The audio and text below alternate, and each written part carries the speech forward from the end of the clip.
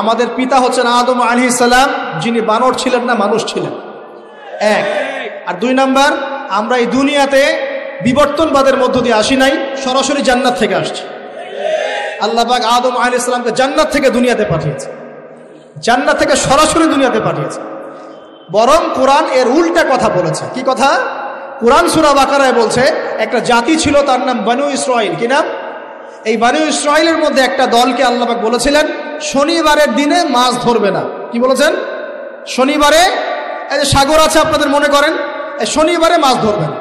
তো বনু ইসরাইল বেশি চালাক, অতি চালাক, যারা ওই যে প্যালেস্টাইন দখল করে বসে আছে, ওরা দাবি করে আর কি, আসলে এরা সত্যিকারের বনু ইসরাইল নয়, এরা ইউরোপিয়ান জিউস, এরা কিন্তু সত্যিকারের বনু ইসরাইল নয়। এখন এরা অতি চালাক, মাছ ধরে নাই, কিন্তু মাছ ধরার বাদ দিয়ে রাখছে। মাছ আসে, বাদ দিয়ে রাখি, পরে ধরব। এই পাপের কারণে, এই সীমা লঙ্ঘন করার কারণে সূরা বাকারা এবং সূরা আরাফে আল্লাহ পাক বলেছেন ওই মানুষগুলোকে আল্লাহ পাক বানর বানিয়ে দিয়েছে। তাহলে মানুষ থেকে বানর হয়েছে এই দলিল কোরআনে আছে, পড়ে দেখেন। মানুষ থেকে যে বানর হয়েছে এই দলিল কোরআনে আছে, সূরা বাকারায় আছে, সূরা আরাফের মধ্যেও আছে। শনিবারের সীমা লঙ্ঘন করার কারণে এই অপরাধ, এই পরিণতি আল্লাহ পাক কিছু মানুষকে দিয়েছে। তারা এখনো জীবিত আছে কিনা আমরা জানি না, ওদেরকে আল্লাহ পাক মেরে ফেলেছেন না বেঁচে আছে আমরা এগুলো জানি না, কারণ কোরআন এগুলো নিয়ে কথা বলে নাই। এতটুকু কোরআন বলেছে। তবে এখনো কিন্তু বহু বাইরের মানুষ আকৃতির প্রাণীকে আল্লাহ পাক ভেতর থেকে বানর বানিয়ে দিচ্ছেন না। এটা নিয়ে একটা কথা বলতে চাই, সেটা হলো কিয়ামতের আগে আগে আরো কিছু মানুষকে আল্লাহ পাক কিন্তু শূকর এবং বানরে পরিণত করবে। এই হাদিসটা কি জানেন? হাদিসটা শুনে রাখেন, এটা আখিরুজ জামান বা কিয়ামতের আলামত সংক্রান্ত হাদিসগুলোর মধ্যে পাবেন। আল্লাহর রাসূল সাল্লাল্লাহু আলাইহি ওয়াসাল্লাম বলেছেন কিয়ামতের আগে আগে আমার উম্মতের মধ্যে, ভালো করে শোনেন, কিয়ামতের আগে আগে আমার উম্মতের মধ্যে একদল মানুষ বের হবে যারা মদ পানকে হালাল মনে করবে। কাকে? মদ পান করাকে হালাল মনে করবে। যারা বাদ্যযন্ত্র, গায়িকা, নায়িকা এগুলো নিয়ে নর্তকী নাচাবে রাতের বেলা, এগুলোকে হালাল মনে করবে। যারা অশ্লীলতা, বেহায়াপনাকে জায়েজ করে নিবে। ঠিক আছে, এরকম কয়েকটা পাপের কথা বলে নবীজি বলছেন একদিন সকালবেলা আল্লাহ পাক তাদেরকে ঘৃণিত বানরে পরিণত করবে। এটা হবে সামনে, কখন কিভাবে হবে আল্লাহ ভালো জানে। এবার আমি কনসেপ্টে চলে আসি। এই যে পৃথিবীতে নেমে আসলাম, তাহলে আমরা কোত্থেকে আসছি ভাই? আমরা কি পৃথিবীর অধিবাসী ছিলাম? আমরা জান্নাতে ছিলাম, ওখান থেকে আল্লাহ পাক পাঠিয়েছে। এবার পৃথিবীতে এসে আদম আলাইহিস সালামের যুগে খুব একটা দুর্ঘটনা ঘটে নাই, একটা ঘটেছে। কয়টা? একটা। ভাই হাবিলের কুরবানি কবুল হয়, কাবিলের অন্তর্দাহ হয়, জ্বালা হয়। কেন হাবিলেরটা কবুল হবে, কাবিলের কেন হচ্ছে না? এই হিংসার বশবর্তী হয়ে কাবিল হাবিলকে হত্যা করে ফেলে। হত্যা করে লাশটা দাফন করার পদ্ধতিও তার জানা ছিল না। আল্লাহ কাককে পাঠালেন, কাককে দেখে সে শিখল। প্রথম দুর্ঘটনা হচ্ছে হাবিল কাবিলের দুর্ঘটনা। বলে রাখি, আজকেও নিজের ভাইয়ের বেশে বহু কাবিল মুসলিম সমাজের মধ্যে ঘুরে বেড়ায়। নিজের ভাইয়ের লেবাসে, পোশাকে, সুরতেই বহু কাবিল এখনো কিন্তু মুসলিম সমাজে ঘুরে বেড়ায়। তো আমরা কাবিলদেরকে কাবিলের পরিণতি সম্পর্কে সচেতন করতে চাই। হাবিল বলেছিল তুমি যদি আমাকে মারতে আসো আমি তোমাকে মারার জন্য হাত বাড়াবো না। হাবিল জান্নাতে যাবে আর কাবিল জাহান্নামে যাবে। কেন কাবিল জাহান্নামে যাবে? নবীজি বলেছেন পৃথিবীর প্রথম হত্যাকাণ্ড সংগঠিত করেছে কাবিল। এ কারণে পৃথিবীতে যত খুন হবে সমস্ত খুনের পাপের একটা অংশ কাবিলের আমল নামায় যোগ করা হবে। বলে নাউজুবিল্লাহ। একটা কথা মনে রাখবেন, সদকায়ে জারিয়া যেমন আছে, গুনাহে জারিয়াও আছে। একটা মদের দোকান দিয়েছেন, যত মানুষ মদ খাচ্ছে সমস্ত গুনার একটা অংশ আপনার কাঁধে আসছে। সিনেমা হল করেছেন, মানুষ সারাদিন নেকড়া ছবি দেখে, নগ্ন ছবি দেখে, যত মানুষ এখানে পাপ করবে সমস্ত পাপের একটা অংশ আপনার কাঁধে যায়। আবার একটা মাদ্রাসা করেছেন, যত মানুষ এখানে দ্বীনি ইলম শিখবে এই নেকির একটা অংশ আপনি পাবেন ইনশাআল্লাহ। মরে গেলেও কবরে পাবেন ইনশাআল্লাহ। আল্লাহ পাক আমাদের সবাইকে সদকায়ে জারিয়া করার তৌফিক দেন, গুনাহে জারিয়া থেকে বাঁচিয়ে রাখুন। খুব খেয়াল রাখবেন, আল্লাহ পাক আমাদের হেফাজত করুন বলি আমি। এবার ওই যুগ শেষ, নূহ আলাইহিস সালামের যুগ। এই যুগে আল্লাহর একই সুন্নাত। নূহ আলাইহিস সালাম 950 বছর দাওয়াত দিলেন, 40টা বা 80টা পরিবার ইসলাম কবুল করেছে, বাকিরা করেন। যারা করে নাই আল্লাহ পাক তাদেরকে ডুবিয়ে মারলেন, যারা করেছে আল্লাহ পাক উদ্ধার করলেন। সোজা কথা। আজকে সারা পৃথিবীতে যত মানুষ আমরা বেঁচে আছি না, আমরা কোনো না কোনোভাবে ওই 80 পরিবারের সদস্য। আমরা ভাই ভাই, বা আমরা ওই ফ্যামিলি। 80 ফ্যামিলির অন্তর্ভুক্ত। কিরকম করে? নূহ আলাইহিস সালামের 4 সন্তান ছিল। কয় সন্তান? এক সন্তানের নাম হচ্ছে হাম। কি নাম? হাম। হাম ছিল একটু কালো বর্ণের। হামকে দিয়ে আফ্রিকার কন্টিনেন্টে যত মানুষ দেখছেন ব্ল্যাক স্কিনের, কালো স্কিন, এরা সবাই হামের বংশধর। মজা না বিষয়টা? মানুষের অস্তিত্ব পৃথিবীতে, ইতিহাস, এগুলো খুব ইন্টারেস্টিং টপিক। ইতিহাস পড়তে থাকলে আপনি ডুবে যাবেন। কত কিছু বিশ্বে হয়েছে আর কত কিছু হবে সামনে, সুবহানাল্লাহ। তখন আপনার অস্তিত্ব জানান দিবে যে আমি কত ক্ষুদ্র, মহাবিশ্ব কত বড়, আল্লাহ কত বড়, কত সময় চলে গেছে আর আমি এই সময় কি করছি। এক ভাইয়ের নাম শাম। এই শামকে কেন্দ্র করে এই আরবের যে মানুষগুলো আছে, আরব, অ্যারাবিয়ান, এরা শামের বংশধর। আরেক ভাইয়ের নাম ইয়াফাস। কি নাম? ইয়াফাস। ইয়াফাসের বংশধর হচ্ছে পশ্চিমারা, মানে রোমক যারা, তারা।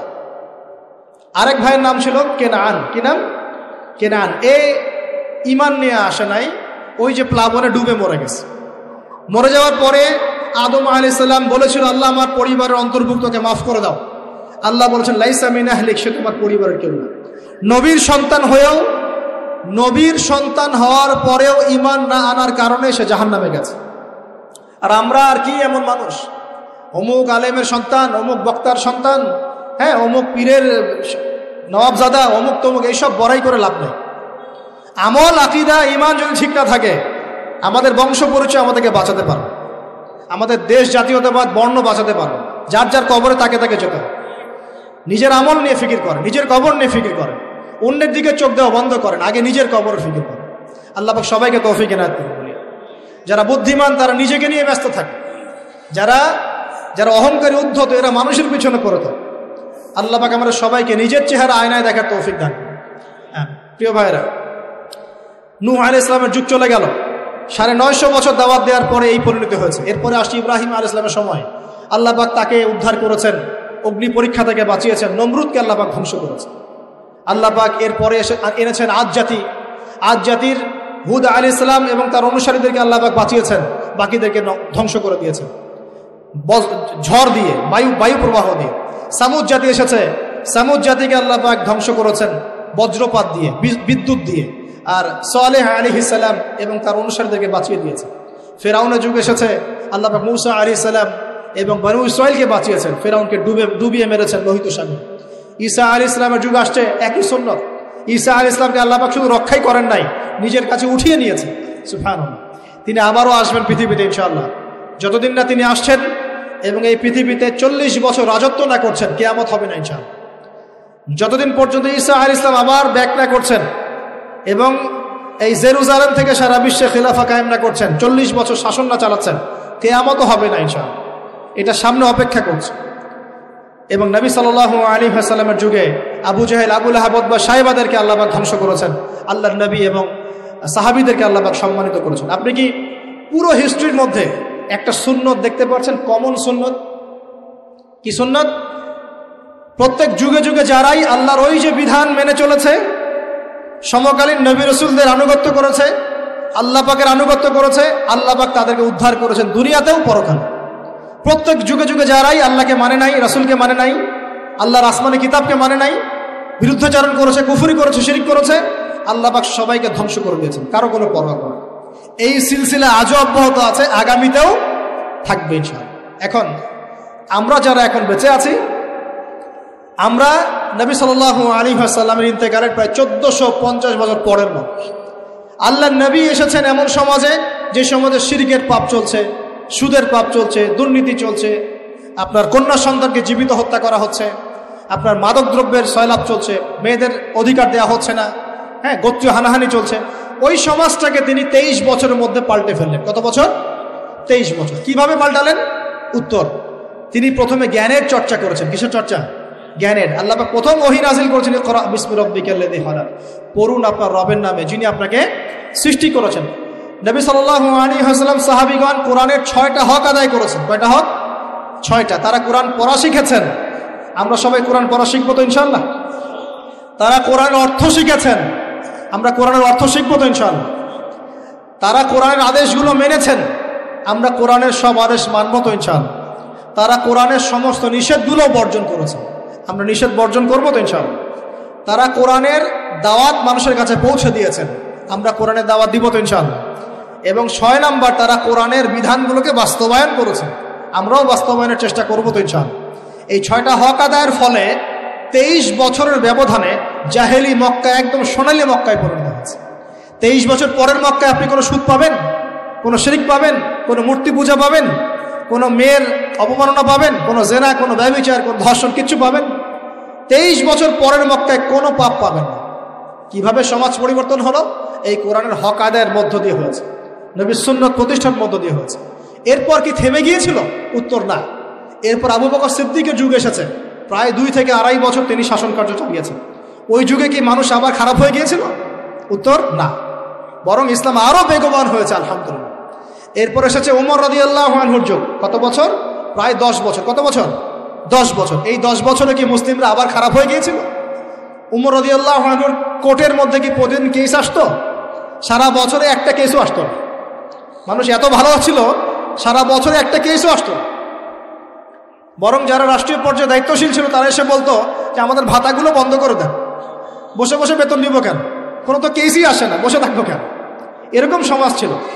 একজন ব্যক্তি খুঁজে পাওয়া যেত না যে নামাজ পড়ে না, একজন মুসলিম পাওয়া যেত না যে যাকাত দেয় না সামর্থ্য থাকলে, এমন মুসলিম খুঁজে পাওয়া যেত না যে কোরআন পড়তে জানে না, হাদিসের চর্চা করে না, যে দাওয়াতি কাজ করে না, যে আল্লাহর পথে দাওয়াত এবং জিহাদে আত্মনিয়োগ করে না, এমন মুসলিমই খুঁজে পাওয়া যেত না। এরপরে আসলো উসমান রাদিয়াল্লাহু আনহুর যুগ। ওই যুগে ফিতনা শেষের দিকে সৃষ্টি হওয়া শুরু হল। কোন বিষয়কে কেন্দ্র করে? কোরআন সংকলনকে কেন্দ্র করে ফিতনা সৃষ্টি হল। আতাতায়ীদের, বিদ্রোহীদের হাতে উসমান রাদিয়াল্লাহু আনহুকে নির্মমভাবে শাহাদাত বরণ করতে হয়েছে। তিনি প্রায় 12 বছর শাসন কার্য চালিয়েছেন। ইসলাম আরও এগিয়ে গেছে। এরপর এসেছে আলী রাদিয়াল্লাহু আনহুর যুগ। আলী রাদিয়াল্লাহু আনহুর খেলাফতে ওই উসমান রাদিয়াল্লাহু আনহুর ঘটনাকে কেন্দ্র করে, হত্যাকাণ্ডকে কেন্দ্র করে মুয়াবিয়া রাদিয়াল্লাহু আনহু এবং আলী রাদিয়াল্লাহু আনহুর মাঝখানে একটা ব্যাটল, একটা যুদ্ধ হয়ে গেছে। এর নাম হলো সিফফিনের যুদ্ধ। কিসের যুদ্ধ? সিফফিন। যাই হোক, এক পর্যায়ে আলী রাদিয়াল্লাহু আনহুকে এরকম বিদ্রোহীদের হাতে, খারেজিদের হাতে শহীদ হতে হয়। বলেন ইন্না লিল্লাহি ওয়া ইন্না ইলাইহি রাজিউন। তারপরে হাসান রাদিয়াল্লাহু আনহু অল্প কয়েকদিন শাসন কার্য চালান। তারপর উম্মার ঐক্যের খাতিরে তিনি তার শাসন কার্যের ভারটাকে মুয়াবিয়া রাদিয়াল্লাহু আনহুর হাতে সোপর্দ করে দেন, যা ছেড়ে দিলেন। মুয়াবিয়া রাদিয়াল্লাহু আনহুর সময় থেকে উমাইয়াদের শাসন শুরু হয়। উমাইয়ারা শাসন করেছে প্রায় 132 হিজরি পর্যন্ত। কত হিজরি? 132 হিজরি পর্যন্ত, প্রায় 92 ইয়ার্স, 90-92 বছর তারা শাসন করেছে। এ সময় ইসলাম আরও এগিয়ে গেছে, পিছিয়ে যায় নাই। ফিতনা এসেছে, দমন করা হয়েছে। মুসলিমরা বীর দর্পে বিশ্বের বুকে শাসন কার্য চালিয়েছে। এরপর এসেছে আব্বাসীয়দের খেলাফত। জাব নদীর যুদ্ধে উমাইয়াদের পরাজয়ের পরে আব্বাসীয়রা ক্ষমতায় আসে। তারাও ইসলামকে এগিয়ে নেওয়ার চেষ্টা করছিল, ইসলাম এগিয়ে যাচ্ছিল, জ্ঞান বিজ্ঞানের প্রসার হচ্ছিল। আলহামদুলিল্লাহ, ইসলাম পিছিয়ে যায় নাই, মুসলিমরা পিছিয়ে যায় নাই। সারা বিশ্বে দাপটের সাথে আমরা চলেছি। তারপর আস্তে আস্তে ওই আব্বাসীয়দের পতন শুরু হলো। কাদের হাতে? এই তাতারিদের হাতে, মঙ্গোলিয়ানদের। মাত্র 40 দিনের ব্যবধানে পুরো বাগদাদের মধ্যে প্রায় 20 থেকে 25 লক্ষ মানুষকে হত্যা করা হয়েছে। বাইতুল হিকমা ধ্বংস করে দেওয়া হয়েছে, লাইব্রেরি ধ্বংস করে দেওয়া হয়েছে, বইপত্রকে নদীতে ফেলে দেওয়া হয়েছে। তারা ছিল উগ্র জাতি। মঙ্গোলিয়ানদের নাম শোনেন নাই? হালাকু খান নাম শুনেছেন? চেঙ্গিস খান, হালাকু খান নাম শোনেন নাই? ওদের হাতে মুসলিমদের ব্যাপক দমন পীড়ন সহ্য করতে হয়েছে। এভাবে যুগে যুগে তারপর ক্রুসেডাররা আসছে। ক্রুসেড 1টা 2টা 3টা ক্রুসেড হচ্ছে। আস্তে আস্তে উসমানীয়দের রাইজিং হয়েছে, ফাতেমি খেলাফত এসেছে, মামলুকদের শাসন এসেছে, এদিকে মোগলরা শাসন করেছে, কর্ডোভার দিকে আব্দুর রহমান তারা শাসন করেছে। মানে এক কথায় সারা বিশ্বে মুসলিম শাসন ছিল। অটোমান এম্পায়ার 1923 এই সময়ের দিকে, 1914 থেকে 1923 এই সময় পর্যন্ত অটোমান এম্পায়াররা এই বিশ্বে ছিল। তারপর প্রথম বিশ্বযুদ্ধে যখন তারা রাশিয়ার পক্ষ নেয়, এরপরে ব্রিটেন যখন জয়লাভ করে, এই সময় থেকে মুসলিমদের ডমিনেটেড হওয়ার সময়টা শুরু হয়েছে। তারপরে মুসলিমরা আস্তে আস্তে রাষ্ট্র ভাগ করে ফেলেছে। প্রত্যেক রাষ্ট্র টুকরা টুকরা হয়ে গেছে, ইউনিটি নষ্ট হয়ে গেছে, রাষ্ট্রের ভিতরে বিভিন্ন ফাসাদ তৈরি করে দেওয়া হয়েছে, মুসলিমদের ঐক্য ভেঙে গেছে, ইকোনমি দুর্বল হচ্ছে। সব মিলিয়ে আজকে মুসলিমদের আজকে এই অবস্থা হচ্ছে। আমাদের এখন যুবকরা চিনে না আল্লাহকে, নামাজ পড়তে মানুষ খুঁজে পাওয়া যাচ্ছে না, যাকাত দেওয়ার মানুষ পাওয়া যায় না। রমজান মাসে পার্ট টাইম রোজা রাখে, পার্ট টাইম তারাবি পড়ে, পার্ট টাইম জুমায় আসে, পার্ট টাইম ঈদে নামাজ পড়ে। প্রজন্ম আস্তে আস্তে এই জায়গায় চলে আসছে। আল্লাহকে চিনে না, রাসূলকে চিনে না, ইসলামের হিস্ট্রি জানে না, আমাদের শেকড় জানে না। এমনি এমনি হয়নি, লাস্ট 100 বছরে এই জায়গায় আমরা আসছি। লাস্ট 100 বছর হিস্ট্রি ভালো করে পড়ে দেখবেন, বলার সময় নাই এখানে। লাস্ট 100 বছর হিস্ট্রি পড়ে দেখবেন যে জায়গায় আমরা ছিলাম সেখান থেকে একদম তলানিতে নেমে চলে আসছি। এখন প্রশ্ন হচ্ছে, এই অবস্থায় কি চিরস্থায়ী থাকবো, নাকি এখান থেকে আমরা সামনে যাব? সামনে যে এমনি এমনি যাওয়া হবে না এটা নিশ্চিত। সামনে যাওয়ার জন্য কিছু কাজ এবং ক্রাইটেরিয়া মেনটেন করতে হবে। আমরা জানি এরপরে আসবে ইমামুল মাহদির শাসন, তারপরে আসবে নবী ঈসা আলাইহিস সালামের শাসন, তারপরে দাজ্জালকে মেরে ফেলা হবে। আর দাজ্জালকে মেরে ফেলার আগে দাজ্জাল তার অনুসারীদেরকে নিয়ে বিশ্ব শাসন করবে 40 বছর। 40 বছর না, 40 দিন। 40 দিন। প্রথম দিন হবে 1 বছরের সমান, দ্বিতীয় দিন হচ্ছে 1 মাস, তৃতীয় দিন 1 সপ্তাহের সমান। তারপরে দিনগুলো আমাদের দিনের মতোই। এরপর ঈসা আলাইহিস সালামের আগমনের মধ্য দিয়ে তার ধ্বংস হবে। এরপর ইয়াজুজ আর মাজুজ বের হবে। ইয়াজুজ আর মাজুজ খুব হিংস্র হবে, তাদেরকে হত্যা করার ক্ষমতা মুসলিমদের থাকবে না। মুসলিমরা তুর পাহাড়ে আশ্রয় নেবে। আল্লাহ পাকের গজবে তাদের ঘাড়ের মধ্যে একটা ভাইরাস জন্ম নেবে, এতে তারা মারা যাবে।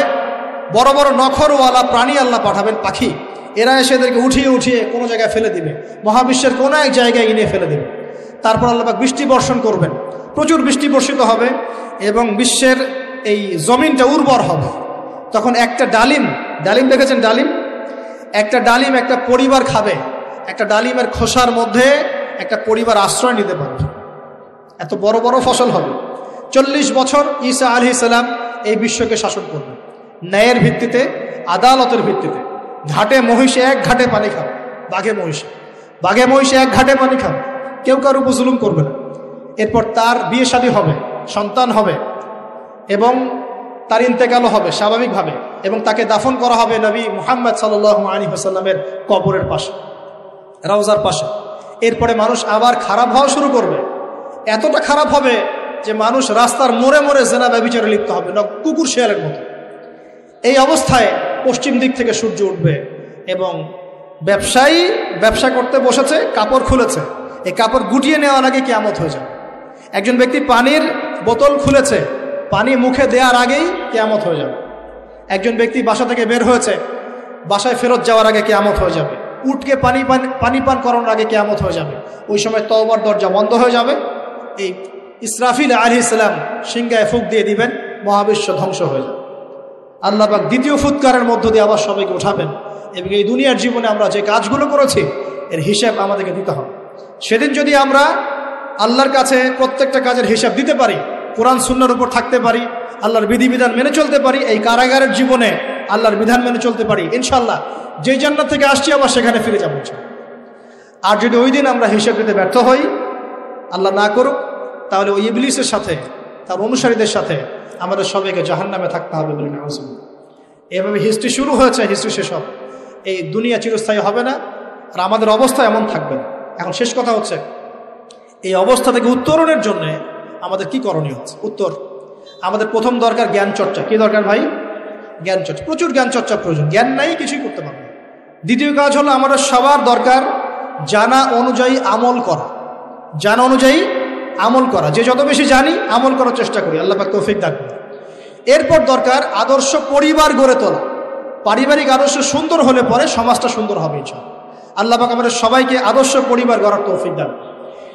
দিনদার মেয়েকে বিয়ে করবেন, দিনদার ছেলেকে বিয়ে করবেন, অল্পে তুষ্ট থাকবেন, পরিবারের বিষয়ে সবর করবেন এবং সন্ততিদেরকে মানুষ করে যাওয়ার চেষ্টা করবেন। এরপর দরকার আমাদের হালাল রিজিক। সবাই যদি হালাল রিজিকে সন্তুষ্ট থাকি, সমাজের মধ্য থেকে অন্যায় এমনি অটোমেটিক কমে যাবে ইনশাআল্লাহ। প্রত্যেকটা কাজ করার আগে চিন্তা করব কিভাবে করলে হালাল হবে, কিভাবে করলে হারাম হবে। এরপর দরকার নবী সাল্লাল্লাহু আলাইহি ওয়াসাল্লামের সুন্নাহ মাফিক জীবন গড়া। 24 ঘন্টার দিন রাতে যে কাজগুলো আছে, এই কাজগুলোকে নবীর সুন্নত অনুযায়ী করার চেষ্টা করব, আল্লাহ পাক তৌফিক দান করুন বলি আমি। আরও দরকার আমর বিল মারুফের কাজ করা, মানে সৎ কাজে আদেশ করা। আমাদের সবাইকেই দাওয়াতি কাজ করতে হবে। একজন দুজন করবে, বাকিরা করবে না এমন নয়, সবাইকেই পার্ট টাইম হলেও দাওয়াতি কাজ করতে হবে। নামাজ আপনি পড়ছেন, নামাজের দাওয়াত দেন। আপনি যাকাত দিচ্ছেন, যাকাতের দাওয়াত দেন। আপনি রমজান মাসে রোজা রাখছেন, অন্য ভাইকেও রোজা রাখতে উৎসাহিত করেন। আপনি সুদ খাচ্ছেন না, অন্য ভাইকেও নিষেধ করেন, ভাই আপনিও খায় না। আমি যা করি সেটা আপনি অবশ্যই প্রচার করবেন, আপনি যা করেন সেটা আপনি প্রচার করবেন, যা করেন না সেটা বলতে যাওয়ার দরকার নেই। তবে হ্যাঁ, আমলের কথা আপনি বলতেই পারেন। যদি আপনি তাহাজ্জুদ নিয়মিত পড়তে নাও পারেন, মানুষকে আপনি বলতে পারবেন তাহাজ্জুদের নামাজ পড়েন, তাহাজ্জুদ নামাজ পড়া ভালো। ইনশাআল্লাহ আস্তে আস্তে আপনি নিজেও আমল করার চেষ্টা করবেন, আল্লাহ পাক তৌফিক দান করুন। আমর বিল মারুফ, সৎ কাজে আদেশ করতে হবে। আরেকটা হচ্ছে অসৎ কাজে নিষেধ করতে হবে। সৎ কাজে শুধু আদেশ করলেই হয় না, অসৎ কাজেও কি করতে হয়? নিষেধ করতে হয়। মনে রাখবেন, শুধু সৎ কাজে আদেশ করলেই জীবনেও কোনোদিন আপনার উপর কোনো বালা মুসিবত, বিপদ আপদ, গালি তহমত আসবে না। যখন আপনি সৎ কাজে আদেশের সাথে সাথে অসৎ কাজেও নিষেধ করা শুরু করবেন, তখন চতুর্দিক থেকে আপনার উপরে বাধা আসা শুরু হবে। এটাই সুন্নত। তবে এটা নবীর সুন্নত। আল্লাহ পাক বলছেন, কুনতুম খায়রা উম্মাহ উখরিজাত লিন-নাস তা'মুরুনা বিল মা'রুফ ওয়া তানহাউনা আনিল মুনকার ওয়া তু'মিনুনা বিল্লাহ। আর আমাদের দায়িত্ব হচ্ছে পরবর্তী প্রজন্মকে মানুষ করে যাওয়া, নিজেদের জানমাল, সময়, শ্রম দিয়ে আল্লাহর জমিনে আল্লাহর দিনটাকে প্রচার করা, প্রসার করা, প্রতিষ্ঠার চেষ্টা করা, এবং চরমপন্থী না হওয়া, আবার গোলালু মার্কা শৈথিলতাবাদীও না হওয়া, মধ্যমপন্থী থাকা, নিজের দায়িত্ব পালন করা, অন্যকে দিনের দিকে ডাকা। আমাদের ঊর্ধ্বতন কর্তৃপক্ষ যারা থাকবে সবার সামনে ইসলামটাকে যুগোপযোগীভাবে সত্য মিথ্যাকে স্পষ্ট করে দিয়ে উপস্থাপন করা। তারা যদি কবুল করে আলহামদুলিল্লাহ, যদি নাও করে তাদের দায়িত্ব তাদের, আমাদের দায়িত্ব আমাদের। That's all. আল্লাহ রাব্বুল আলামিন আমাদের সবাইকে কুরআন সুন্নাহ মাফিক জীবন করার তৌফিক দান করুন, বলি আমিন। আমাদের সবাইকে আল্লাহ পাক পুরো ওয়ার্ল্ড হিস্ট্রি পড়ার তৌফিক দান করুন, কোরআনের জ্ঞানী হওয়ার তৌফিক দেন, এর অর্থ বোঝার তৌফিক দান করুন, নবীর সুন্নাহ মাফিক জীবন করার তৌফিক দান করুন, হালাল খাওয়ার তৌফিক দেন, আদর্শ পরিবার গড়ার তৌফিক দান করুন, এবং দিন ইসলামকে বিজয়ী করার জন্য আমাদের জানমাল, সময়, শ্রম ব্যয় করে আল্লাহর পথে কাজ করার তৌফিক এনায়েত করুন। সকলেই বলে আমিন। আকুলু কওলি হাযা আস্তাগফিরুল্লাহ লি ওয়া লাকুম ওয়া লিসাইরিল মুসলিমিন।